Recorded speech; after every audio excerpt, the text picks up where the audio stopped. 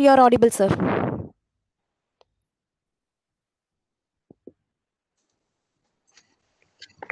Ashwini, am I audible? Yes, sir, you are audible, sir.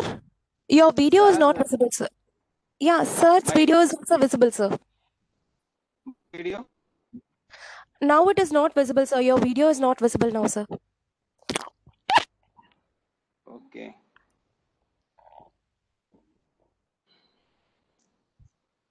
Now? Yes, sir. Now it is visible, sir. Okay, ma. Right. A very good morning to one and all gathered here.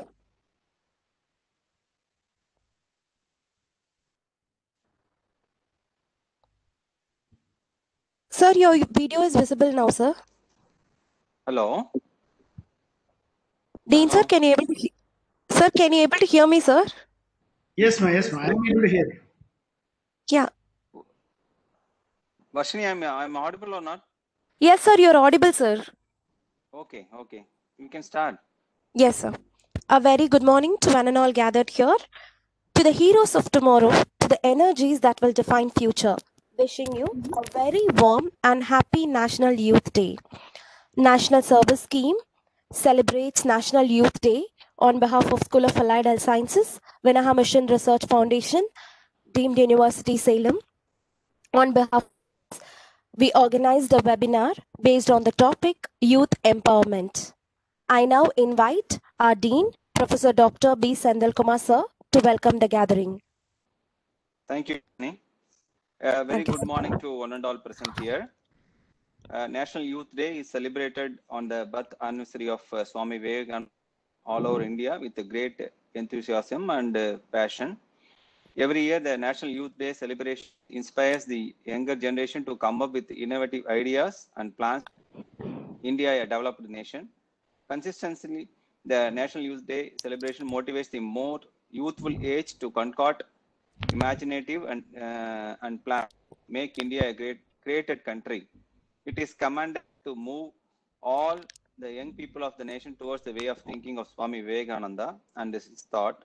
This day create everlasting energy among youth to empower them for large endeavors towards the advancement of the nation.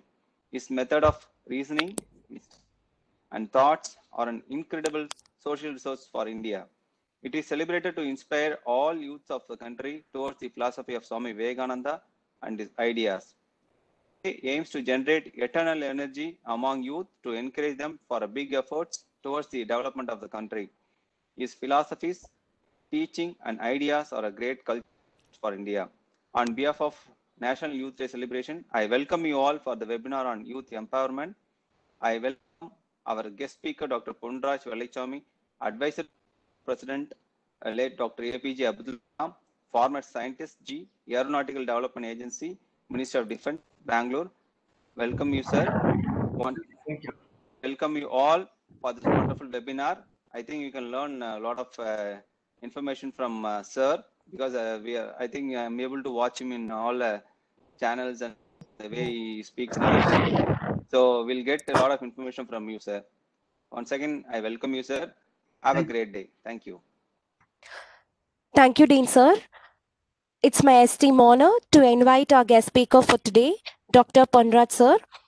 He worked as a programmer in BIIT Coimbatore from the year 1988 to 1989, and from the year 1989 to 1991, he worked as a junior scientific assistant at Indian Institute of Science, Bangalore.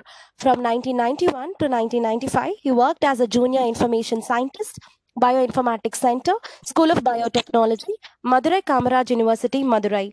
At ADA, a Ministry of Defense, he worked as a scientist in the design and development of fighter craft called LCA Tejas. From the year 1995 to 2003, he worked as a scientist in Aeronautical Development Agency. From 2003 to 2007, he was deputed to President Secretariat as director. From the year 2007 to 2015, he continued to work with him as an advisor on science and technology and public policy with Dr. APJ Abdul Kalam and scientist at ADA deputed with Dr. Kalam. Having been worked 20 years with Dr. Kalam's on various capacities, he had Two options: either continue with Ministry of Defense as a scientist G, or resign from the service to undertake the mission of realizing the vision of Dr. APJ Abdul Kalam in making India as a knowledge superpower further. He decided to forego another 10 years of service in Ministry of Defense and the other fiscal and medical benefits from that service. He resigned from ADA in the year 2016 and dedicated himself in realizing the vision of Dr. APJ Abdul Kalam by bringing a social, economical, and political awareness among the people and guiding the youth and preparing themselves as a leader from Panchayat to Parliament. Hence, he is now mentoring a social movement called Abdul Kalam Vision India Movement for bringing a societal transformation through knowledge empowerment.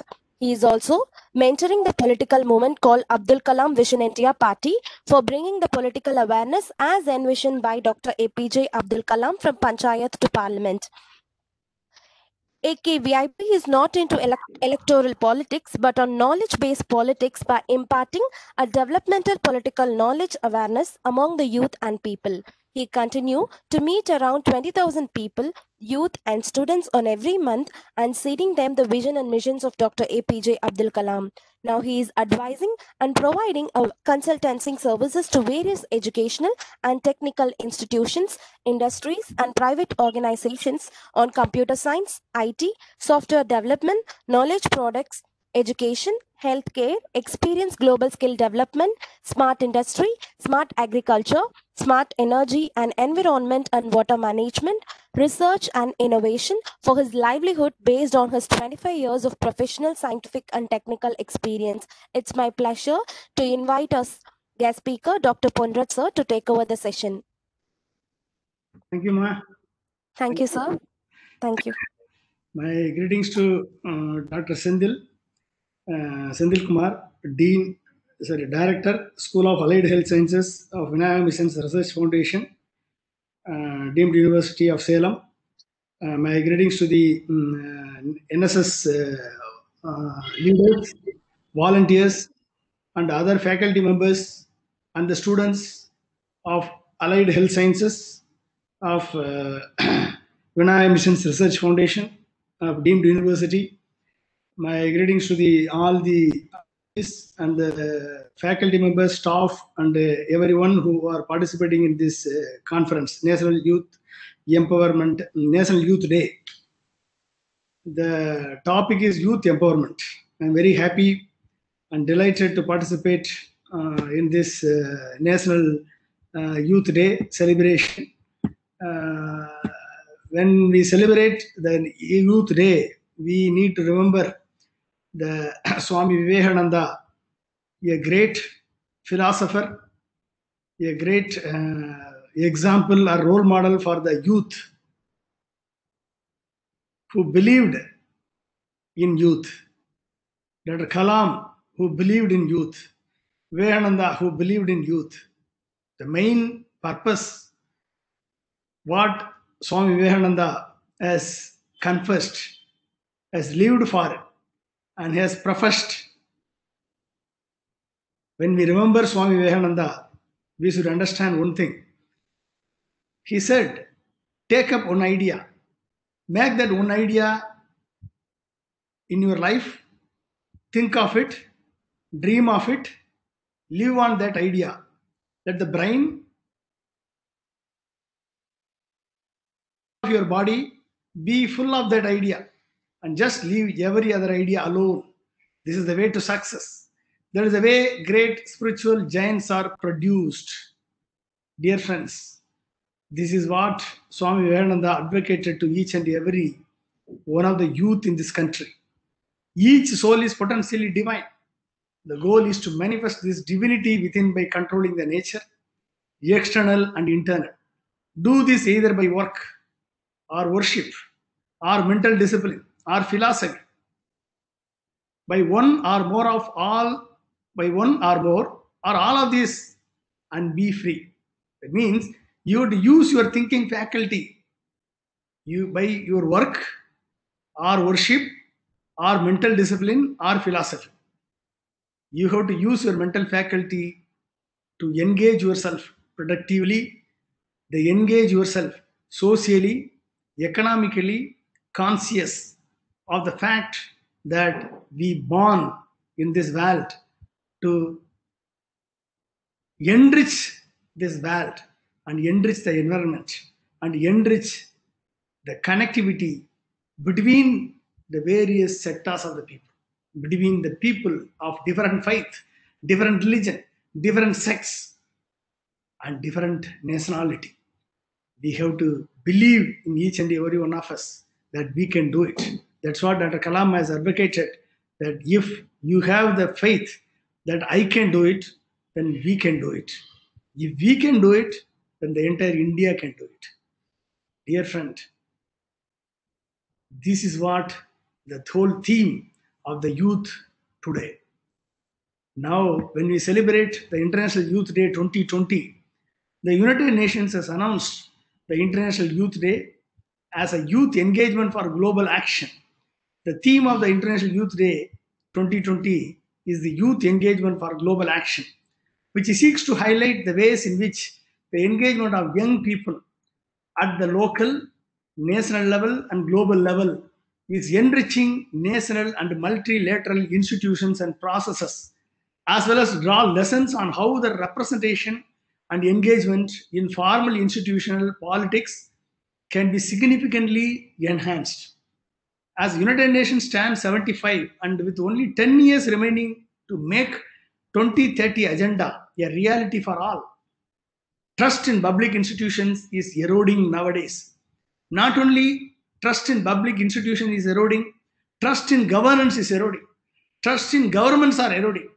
Trust in institutions are eroding due to various challenges like corruption, like environmental pollution, like irrespective of dividing the people across the caste, religion, and creed and language.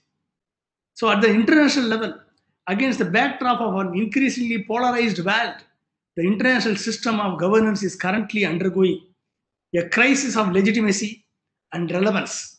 In particular, this crisis is rooted in the need of strengthen the capacity of the international system to act in concert and implement solutions to pressing challenges and threats. If you look at the enabling engagement of the youth in formal political mechanisms does increase the fairness of political processes by reducing democratic deficit, contributes to the better and more sustainable policies, also has symbolic importance that can further contribute to restore trust in public institutions, government, especially among the youth. Moreover, the vast majority of the challenges humanity currently faces, such as the COVID-19 outbreak and climate change, require concerted global action and the meaningful engagement and participation of young people to be addressed effectively.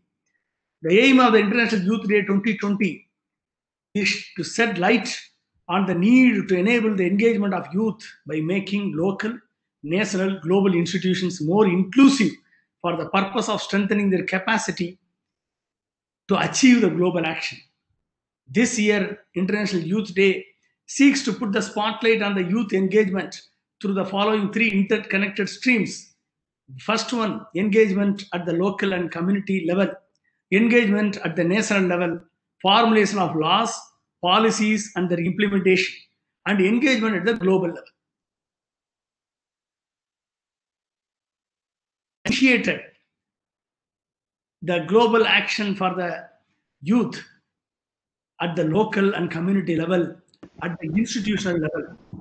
Congratulate and greet mission institutions for such an all the youth and the students to aware of this, our responsibility of the youth, how they can contribute and how they can involve themselves in the society and how they can enrich the environment and how they can reduce the challenges before them using their brain and faculty in the allied health sciences as a discipline. Dear friends, the Sustainable Development Goals set by the United Nations, around 17 goals they have set. The 17 goals will will enrich the quality of life of the people to the better level. The quality of life of the people to better level, that means each and every nation, a developing nation as well as a developed nation, has to work together to achieve these sustainable development goals to a kind of a bar. Everybody has to be lifted up to that level so that the entire world is livable.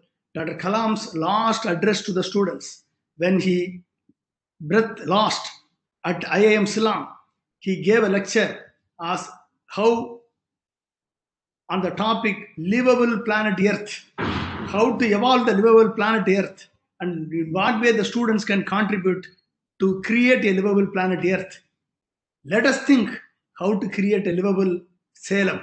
Let us think how to create a livable Tamil Nadu. If we all think we create a livable Tamil Nadu, then certainly a livable India is possible. If a livable India is possible, then 3 billion population who are in the developing countries, certainly they can become a livable developing nations to transform into a developed country without polluting the environment, enriching the environment, at the same time a quality and healthy life to the people. So if you look at the sustainable development goals, the first one is no poverty. The second one is zero hunger. The third one is good health and well-being. The third goal where the students of allied health sciences, you need to focus on that. The third goal of sustainable development goals is what you, each and every one of you, should aim at it. When you are entering into the service, you have to work to achieve this third goal, good health and well-being to all the people. The good health and well-being to all the people, it is a responsibility of each and every student of allied health sciences to work with the doctors, to work with paramedical staff, and ensure the good quality, the good health and well-being of the people in association with the government. If you alone work to ensure good health and well-being, it is not possible. That is why the global action for the youth is enriching or focusing on how to evolve the policies and the governance which can help you, the youth, who can realize the dream of achieving the good health and well-being. The fourth one is quality education. The fifth one is gender equality. The sixth one is clean water and sanitation. The seventh one is affordable and clean energy. The eighth one is decent work and economic growth. The ninth one is industry, innovation and infrastructure. The 10th one is reducing inequalities. The 11th one is sustainable cities and communities. The 12th one is responsible consumption and production. The 13th one is climate action. The 14th one is life below water. And 15th is life on the land.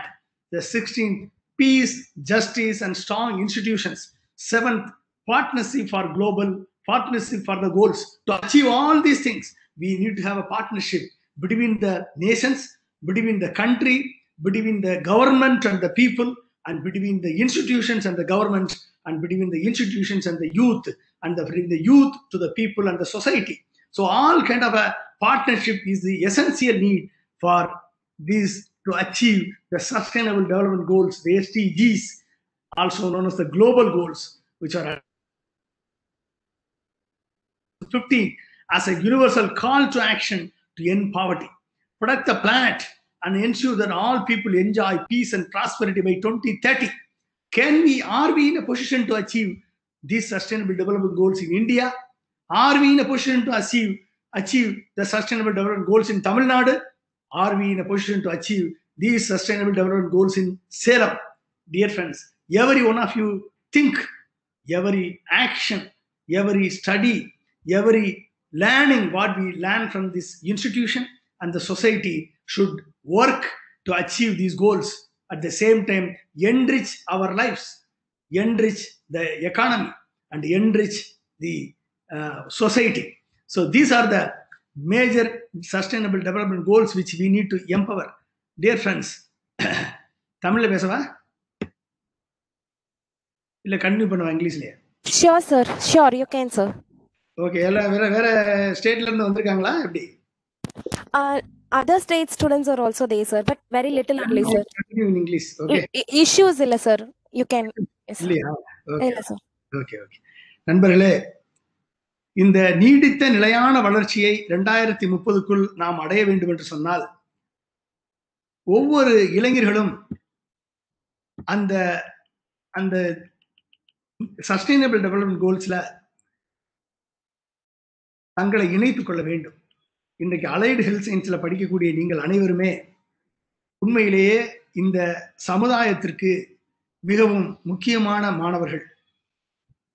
இந்த சமுதாயத்தினுடைய ஆரோக்கியத்திற்கும் சுகாதாரத்திற்கும் உடல் நலத்திற்கும் sustainable development கோல்ஸ்ல 3வது இலக்கை அடைவதற்கும் உங்களது பணி என்பது உலகம் எதிர்நோக்கக்கூடிய பணியாக இருக்க வேண்டும்.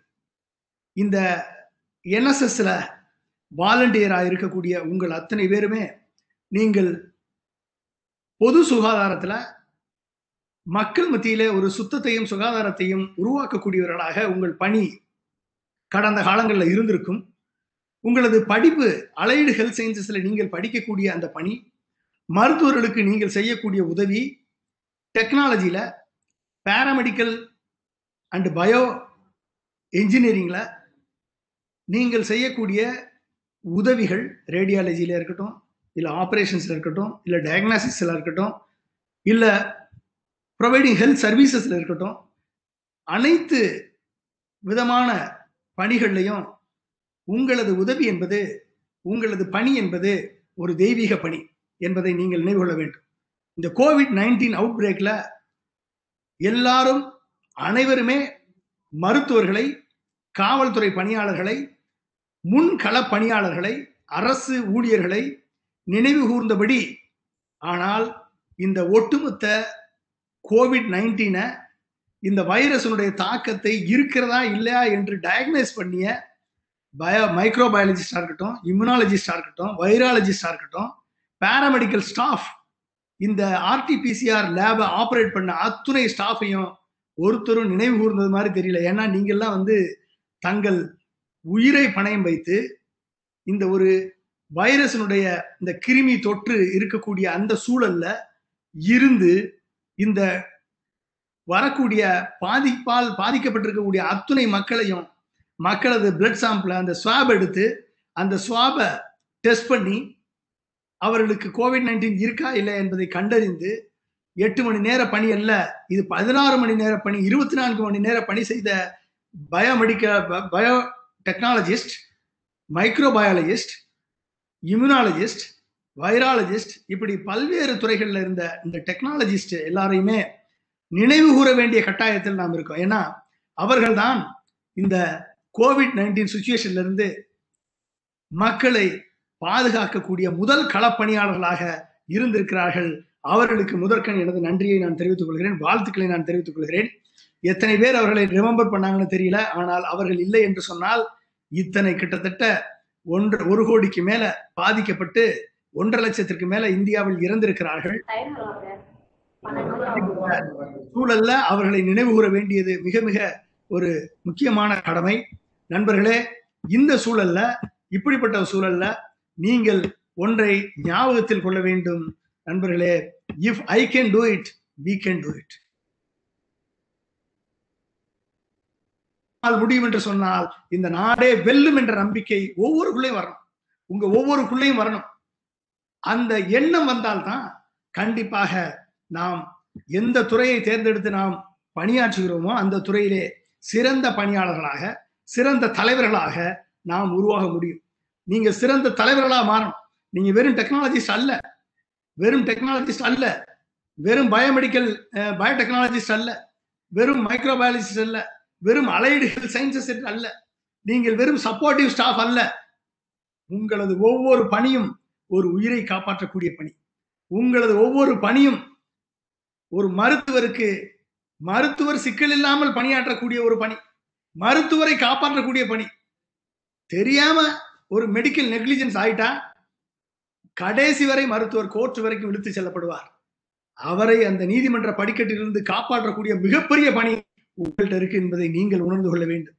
ஏன்னா அந்த இன்வால்மெண்ட். அதான் சுவாமி விவேகானந்தர் நான் சொன்னதுபடி முதல்ல உங்களுக்கு நான் சொன்னேன், take up one idea, make that one idea in your life, think of it, dream of it, live on that idea. Let the brain, muscle, nerve, every part of your body be full of that idea and just leave every other idea alone. This is the way to success. இதுதான் நீங்க தெரிந்து கொள்ள வேண்டியது. அதான் Kalam sir சொன்னார், Abdul Kalam sir சொன்னார், கனவு காணுங்கள். உறக்கத்தில் வருவதல்ல கனவு, உன்னை உறங்க விடாமல் செய்வதுதான் கனவு. வெறும் கனவு காணா போதாது, கனவு கண்டால் போதாது. வெறும் கனவு என்பதல்ல, அந்த கனவு என்ன இருக்கணும், ஆக்ஷன் ஆகணும், திங்கிங்.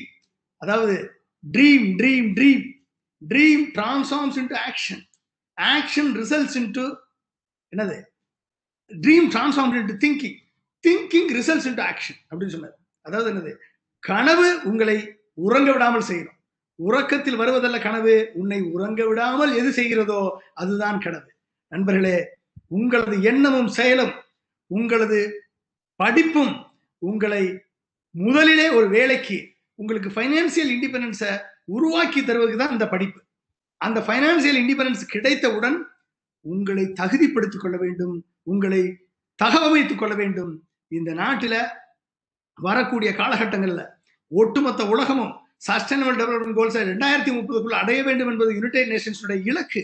ஆனால் பல்வேறு நாடுகள் இதை அடைவதற்கான வழி தெரியாமல் அவர்களை தலைமை தாங்கக்கூடிய அரசியல் தலைமைகள், ஒன்றிய அரசாக இருந்தாலும் சரி, மாநில அரசாக இருந்தாலும் சரி, இந்த நீடித்த நிலையான வளர்ச்சியை ஒரு மாநிலத்திற்கும் ஒரு நாட்டிற்கும் உருவாக்கி தரக்கூடிய எண்ணம் தெரியாதவர்களாக, அதை செயல்படுத்தக்கூடிய வழிமுறை தெரியாதவர்களாக நம்மை ஆளுபவர்கள் இருக்கும் வரை 2030 இந்த இலக்கை அடைய முடியுமா என்பது சந்தேகம்தான். ஒருவேளை இந்தியாவிலே எடுத்துக்கிட்டா தமிழ்நாடு மட்டும்தான் ஹெல்த் பெராமீட்டர்ல, ஹியூமன் டெவலப்மெண்ட் இண்டெக்ஸ்ல நம்ம ஓரளவுக்கு முதல் நிலையிலே நாம் இருக்கிறோம். ஆனால் உலகத்தை கம்பேர் பண்றப்ப நாம் முதல் நிலையில் இல்லை. இந்தியா வளர்ந்த நாடாக மாற வேண்டும் என்று சொன்னால் ஒவ்வொரு மாநிலமும் வளர்ந்த நாடுகளுக்கு இணையான நாடாக மாநிலங்கள் வளர வேண்டும். அந்த எண்ணம் இருந்தால்தான், அந்த எண்ணத்தை செயல்படுத்தக்கூடிய தலைமையை நாம் தேர்ந்தெடுத்தால்தான் வரக்கூடிய காலகட்டங்கள் அடுத்த 30 ஆண்டுகளுக்கான இலக்கு, அந்த 30 ஆண்டுகளுக்கான இலக்கை நாம் நிர்ணயித்தால் மட்டுமே 2030 உலகம் நோக்கி செல்லக்கூடிய நீடித்த நிலையான வளர்ச்சியை, அனைவரையும் உள்ளடக்கிய வளர்ச்சியை நாம் உருவாக்கி தர முடியும். படித்த மாணவர்களுக்கு வேலை வாய்ப்பு, விவசாயம், கிளைமேட் சேஞ்ச், அதாவது மாறி வரக்கூடிய உலக தட்பவெட்ப சூழல் இன்றைக்கு ஒட்டுமொத்த விவசாயத்தையும், ஒட்டுமொத்த தட்பவெட்ப நிலையும், மழை பொழிதலையும், ஒட்டுமொத்த ஃப்ளட் அண்ட் வாட்டரையும் பாதித்துக் கொண்டிருக்கிறது. இந்த சூழல்ல எப்படி ஒரு கிளைமேட் சேஞ்சுக்கு ஏற்ப ஒரு விவசாயத்தை உருவாக்குவது என்ற சிந்தனை நம்மை ஆளக்கூடியவர்களுக்கு இருக்கிறதா? இந்த கேள்வி உங்களுக்கு வர வேண்டும். சரி, என்விரான்மெண்ட், ஒட்டுமொத்த ஏர் பொல்யூஷன், காற்று, நிலம், நீர் ஒட்டுமொத்தமாக மாசுபட்டு கிடக்கிறது. இந்த மாசுபட்டு கிடப்பதால் ஏற்படக்கூடிய மருத்துவ பிரச்சனைகள், உடல்நல பிரச்சனைகள், இந்த பிரச்சனைகள் அத்துணையுமே கேன்சருக்கு கொண்டு போய் வழிவிடுகிறது, நோய்களுக்கு வழிவிடுகிறது, அத்துணை பிரச்சனைகளுக்கும் வழியை உருவாக்குகிறது. அப்ப கிட்டத்தட்ட 188 தொழிற்சாலைகள் அல்ட்ரா ரெட் இண்டஸ்ட்ரியாக தமிழகத்திலே மட்டும் இருக்கிறது. இந்த அல்ட்ரா ரெட் இண்டஸ்ட்ரி நீரையும் நிலத்தையும் ஆகாயத்தையும் மாசுபடுத்துகிறது. அப்ப இது மாசுபடுத்த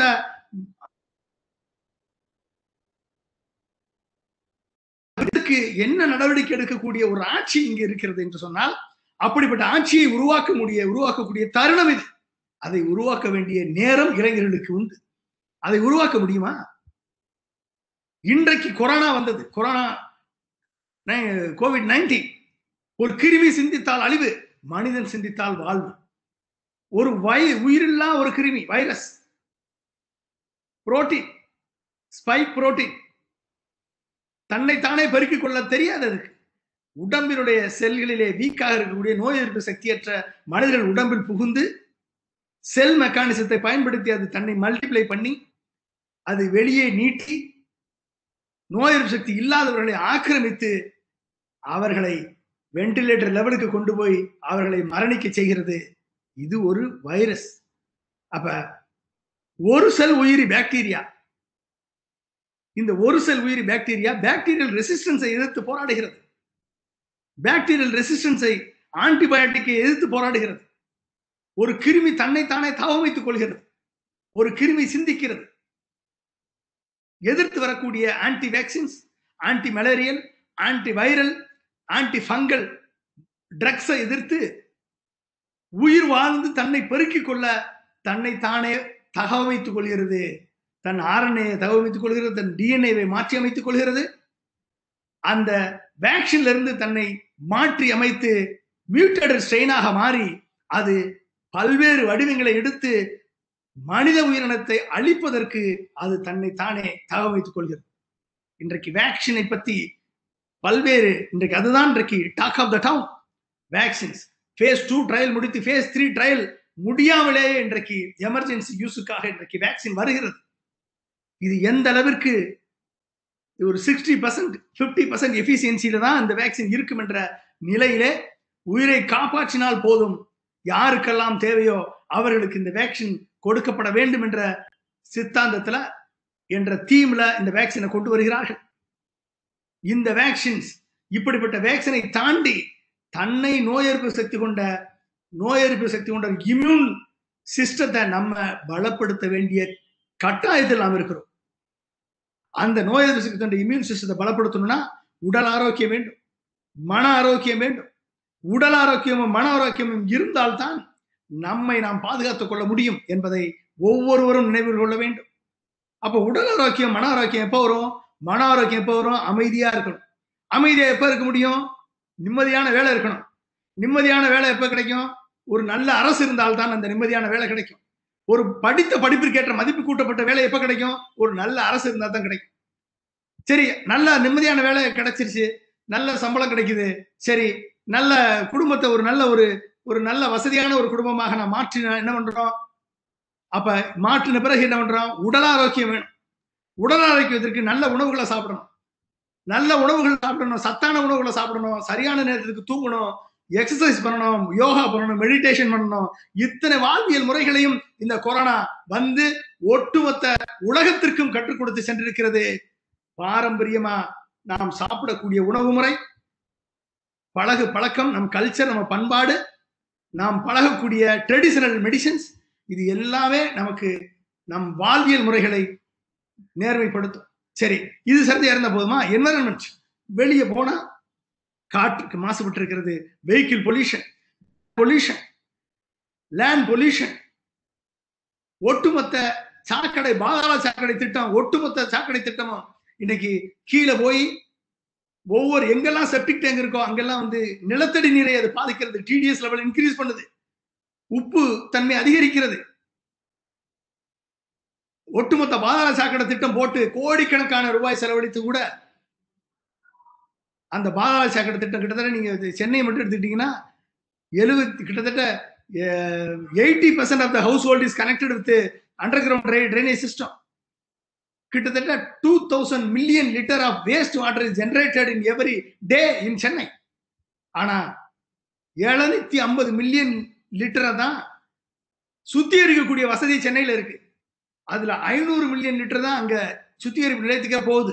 மிச்சம் எல்லாம் வந்து அடையாறு, கூவம், பக்கிங்ஹாம் சேனலுக்கு போயிருது, கடல்ல கலந்துருது. பாதாள சாக்கடை வந்து குடித நீர்ல கலக்குது.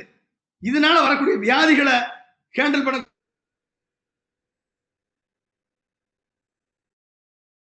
இன்டர்கனெக்டடா வருது. அப்ப இத்தனை இன்டர்கனெக்டடா வரும் பொழுது அரசு ஆட்சி முறை நிர்வாகம் சரியாக இல்லைன்னா அத்தனை பேருக்கு பிரஷர், எல்லாருக்கும் பிரஷர் வந்துச்சுன்னா என்ன ஆகும்? ஏற்கனவே பல்வேறு முடிவுகளால பிரஷர். ஒரு டாக்டர் கூட எழுதினார், நாங்கள் ஓய்ந்து விட்டோம், கொரோனாவுக்காக பணியாற்றி ஓய்ந்து விட்டோம், இன்னமும் கொரோனா கிரியேட் பண்ணக்கூடிய என்விரான்மெண்ட்டை கிரியேட் பண்ணிடாதீங்க என்று தியேட்டர்களை திறக்கும் போது ஒரு டாக்டர் எழுதினார். நண்பர்களே, இப்படிப்பட்ட சூழல்ல நம்ம வாழ்ந்து கொண்டிருக்கும் பொழுது இதையெல்லாம் நாம் எண்ணி பார்க்க வேண்டும். உலகம் எந்த லெவல்ல போயிட்டு இருக்கு? சஸ்டைனபிள் டெவலப்மெண்ட் கோல்ல 3வது கோலாக நம்ம வந்து இந்த ஹெல்த் கோலை வந்து நம்ம எண்ணி பார்க்கும் பொழுது இந்த கோல்ல எப்படிப்பட்ட நிலையில நீங்க கான்ட்ரிபியூட் பண்ண முடியும்?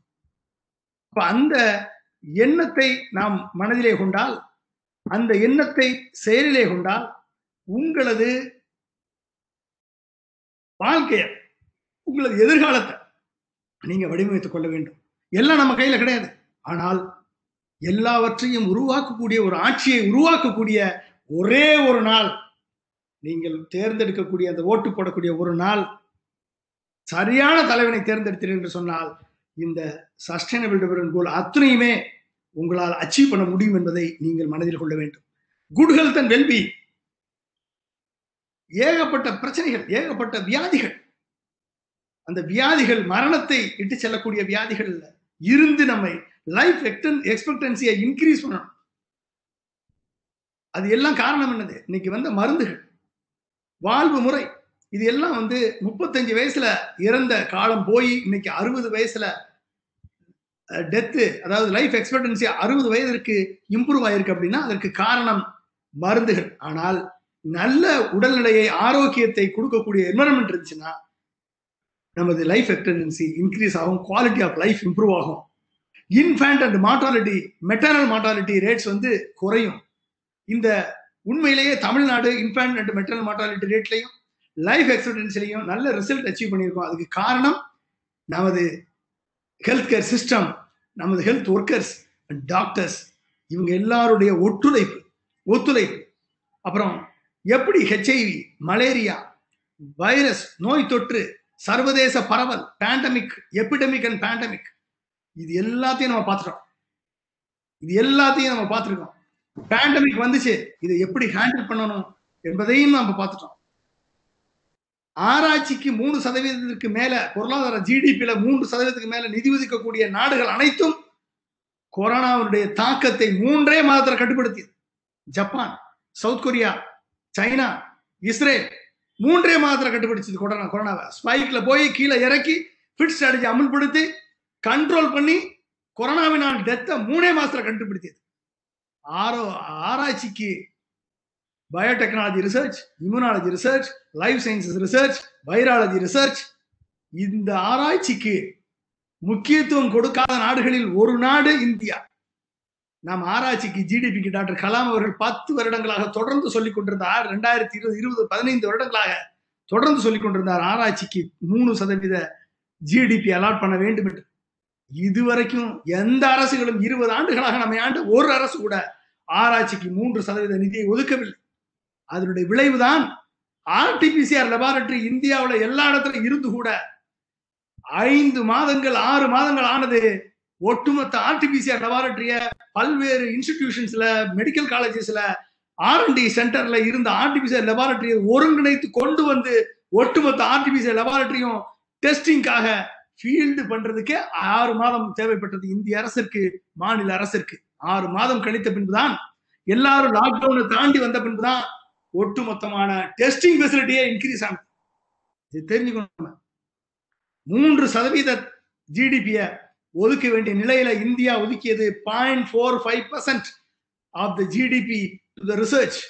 ஆத்ம நிர்பார் பாரத் என்று சொல்லக்கூடிய இந்த சுயசார்பு இந்தியாவை உருவாக்க வேண்டும் என்று சொன்னால் அதற்கு முதல் அடிப்படை 3% of the GDP has to be allotted for research, R&D and innovation. இது நடந்தா தான் அது நடக்கும்.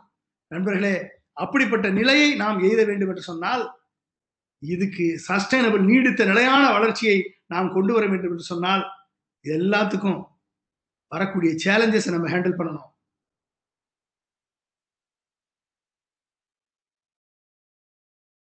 சமூக பொருளாதார வேறுபாடுகளை நாம் களைய வேண்டும். ரேபிட் அர்பனைசேஷன், நகரமயமாக்குதல் இன்றைக்கு பரவலாக்கப்பட்டுக் கொண்டிருக்கிறது, நகரமயமாகி கொண்டிருக்கிறது. இந்தியாவிலேயே தமிழ்நாடு நகரமயமான ஒரு மாநிலம். இந்த நகரமயமான மாநிலத்துல தான் அசுத்தம் அதிகமாகிறது, மாசு அதிகமாகிறது, என்விரான்மெண்ட் பொல்யூஷன் அதிகமாகிறது. இதை ஹேண்டில் பண்ணுவதற்கு தெரியாமல் அரசு, நம்மை ஆளக்கூடிய அரசுகள் திகைத்துக் கொண்டிருக்கிறது.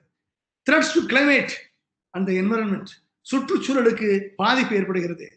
Continuing burden of HIV, malaria and infectious diseases தோன்றுகிறது. நான் கம்யூனிகபிள் டிசீசஸ் அதிகமாகிவிட்டே இருக்கு. இத்தனை பிரச்சனைகளும் நகரமயமாக்கலுடைய விளைவுகள். அதை ஒழுங்கா ஹேண்டில் பண்ண தெரியாத அரசுகள்.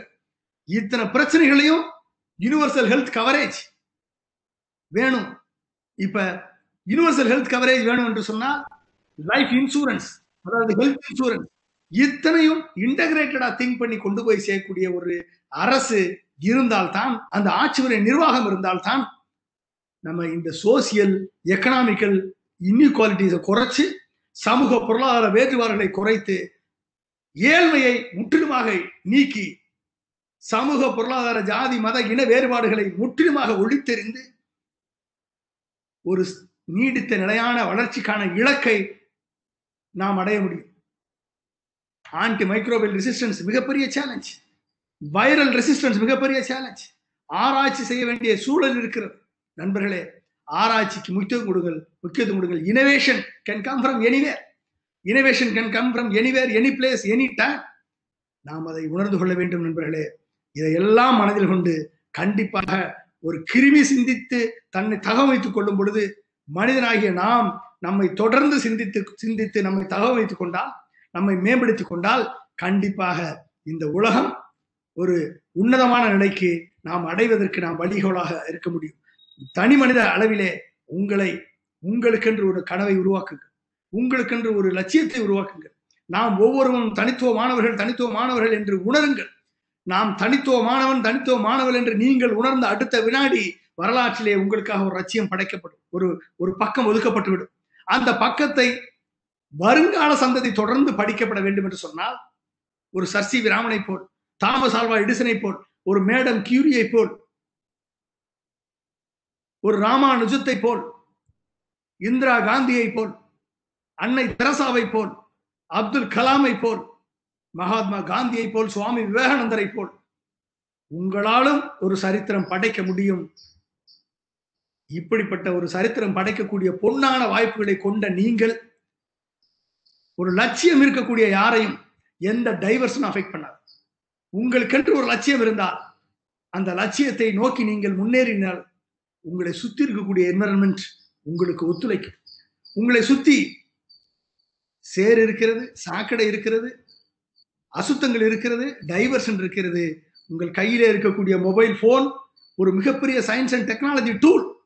இந்த டூலை பயன்படுத்தி உங்கள் அறிவையும் நாலேஜையும் உங்களது எண்ணங்களையும் நீங்கள் மேம்படுத்தலாம், சீர்படுத்தலாம், உங்களை தகவமைத்துக் கொள்ளலாம், உங்க ஸ்கில் அப்கிரேட் பண்ணலாம்.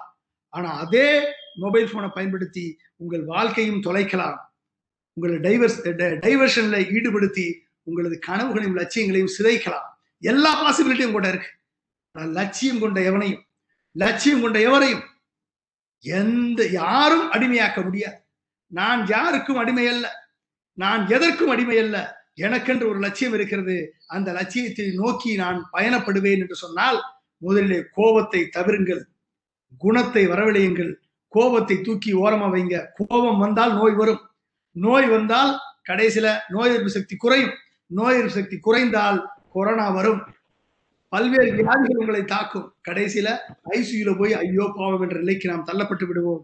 கோபம் வந்தால் ஐயோ பாவம் என்று சொல்லக்கூடிய நிலை ஏற்படும் என்பதை மனதிலே கொள்ளுங்கள். கோபத்தை குறைங்க, ஸ்ட்ரெஸ்ஸை குறைங்க. உங்க வீட்டுல சொல்லுங்க, அப்பா அம்மாட்ட சொல்லுங்க, ஸ்ட்ரெஸ் இல்லாத வாழ்க்கை வர வேண்டும் என்று சொன்னால் நம்மை ஸ்ட்ரெஸ் இல்லாமல் ஆளக்கூடிய ஆட்சிகள் உருவாக வேண்டும். இப்படிப்பட்ட நிலை நாம் ஏற்படுத்தினால் மட்டுமே நாம் ஒரு நல்ல சமுதாயத்தை, நல்ல நாட்டை, நல்ல மாநிலத்தை நாம் படைக்க முடியும் என்பதை நாம் மனதிலே கொள்ள வேண்டும். நண்பர்களே, இந்த கோபத்தையும் குரங்கையும் தூக்கி வையுங்க. குரங்கு தலையில ஏறி உட்காந்துச்சுன்னா நம்மள சும்மா இருக்க விடாது. இங்கிட்டு இருக்கும், அங்கிட்டு இருக்கும், அங்கிட்டு இருக்கும். நம்ம கவனத்தை அறிவை தேடினீர்கள் என்று சொன்னால் அது உங்களை மேம்படுத்தும். ஆனால் அதே அறிவை விட்டு விட்டு உங்களை கவரக்கூடிய சிற்றின்பங்களுக்கு ஆளாக்கக்கூடிய விஷயங்களை நம்ம தாண்டி வர முடியாது.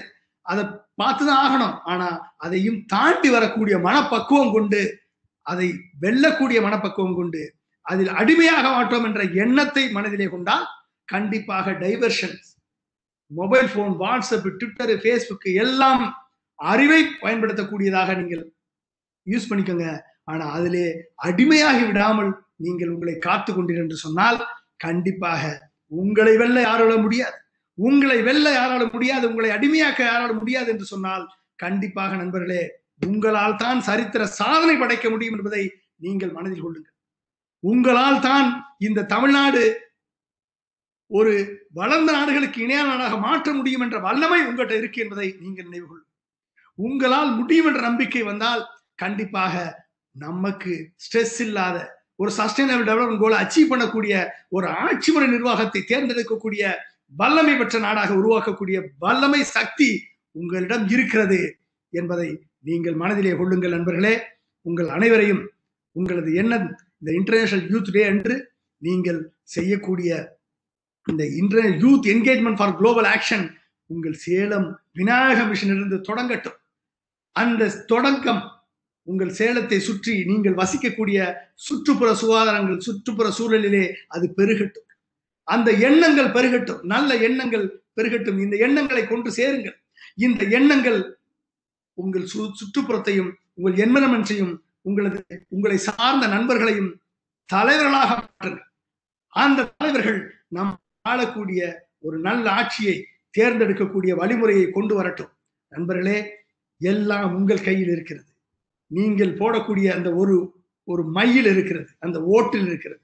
நண்பர்களே, உங்களது எண்ணம், உங்களது லட்சியம் எல்லாம் உங்கள் கனவில் இருக்கிறது என்பதை போல உங்கள் கனவுகளை லட்சியமாக மாற்றுங்கள். அந்த லட்சிய சிகரத்திலே தொடர்ந்து நடைபெற வேண்டும் என்று சொன்னால் வெற்றி என்பது இறுதி புள்ளி, தோல்வி என்பது இடைப்புள்ளிகள். வெற்றி எல்லாருக்கும் கிடைக்கும். ஆனால் அந்த வெற்றியிலே தொடர்ந்து பயணப்பட வேண்டும் என்று சொன்னால் தோல்வியை தாண்டாத எவனும் அந்த வெற்றியிலே தொடர்ந்து பயணப்பட முடியாது என்பதை நீங்கள் நினைவு கொள்ளுங்கள். தோல்வி என்பது இடைப்புள்ளிகள். தோல்வி என்ற இடைப்புள்ளிகளை தாண்டினால்தான் வெற்றி என்ற இறுதி புள்ளியில் நாம் தொடர்ந்து பயணப்பட முடியும் என்ற தத்துவத்தை மனதிலே கொண்டு தோல்வியை கண்டு துழவாளாமல் இடும்பைக்கு இடும்பை படுப்பர், இடும்பைக்கு இடும்பை படாதவர் என்ற எண்ணங்களை மனதிலே கொண்டு அந்த வள்ளுவரின் வாக்கு கிணங்க உங்களை நீங்கள் தகவமைத்துக் கொண்டு ஒரு கிருமியை தாண்டிய மனிதன், 6ஆம் அறிவு கொண்ட மனிதன், 7ஆம் அறிவுக்கு சொந்தக்காரன், 14 நிலைகளிலே நாங்கள் வெல்லக்கூடியவர்கள் என்ற எண்ணத்தை மனதிலே கொண்டு சிந்தித்து செயல்பட்டு நீங்கள் ஒவ்வொருவரும் வெறும் டெக்னாலஜிஸ்ட் அல்ல, வெறும் தனி மனிதன் அல்ல, தலைவர்கள் என்பதை மனதிலே கொண்டு உங்கள் எண்ணங்கள், செயல்கள் இந்த உங்கள் குடும்பத்திற்கும் உங்கள் சமுதாயத்திற்கும் இந்த நாட்டிற்கும் பயன்படக்கூடிய விதத்திலே ஒரு சஸ்டைனபிள் டெவலப்மெண்ட் கோலை எய்தக்கூடிய வகையிலே அமைய வேண்டும் என்று சொல்லி உங்களை வாழ்த்தி விடைபெறுகிறேன். நன்றி, வணக்கம். Thank you so much, sir. Sure, we'll follow the words of yours to achieve the sustainable development goals. We are very proud of you, sir, and your hard work and your dedication towards your field. And we feel that you're a Xerox copy of Dr. APJ Kalam, sir. Thank you, sir, for your we are really enlightened with your presence and knowledge today. Thank you for accepting our invitation. Thank you so much, sir. Thank you. Thank you. Thank you very much. Thank you, participants, for your presence today. The warm words and a kind message will end today's webinar. Once again, a very happy and warm National Youth Day. Thank you. Can I leave? Thank you. Yes, sir, you can. Thank you, sir. Thank you so much.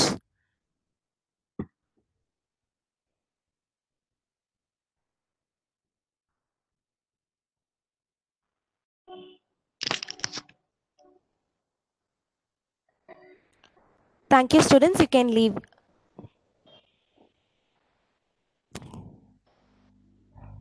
Thank you. Thank you, ma'am. Thank you, ma'am. Thank you, ma'am.